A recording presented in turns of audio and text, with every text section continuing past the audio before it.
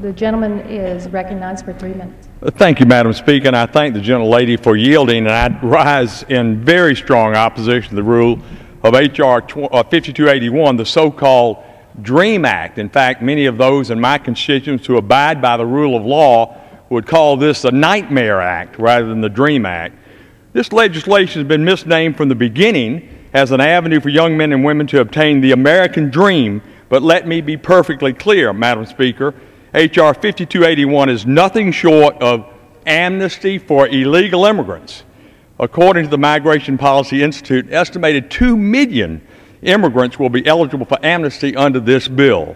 That number is not too difficult to imagine, given that H.R. 5281 would allow these individuals, once they are naturalized and become 21 years of age, to exploit our broken system by sponsoring their immediate relatives with no numerical cap. We call that chain migration. In fact, they could each bring in something like 179 other individuals.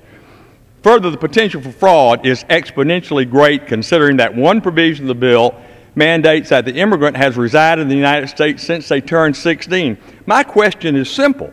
How can we verify how long an illegal immigrant has been in the United States? We cannot and should not require ourselves to rely on the word of individuals whose very presence in the United States is illegal.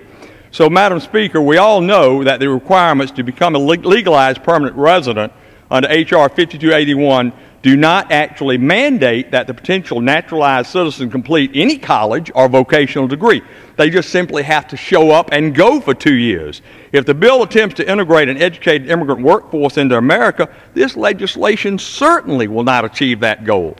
So in closing, Madam Speaker, H.R. 5281 will open the doors, yes, to criminal aliens attaining permanent status to the detriment of illegal, or legal, I should say, immigrants.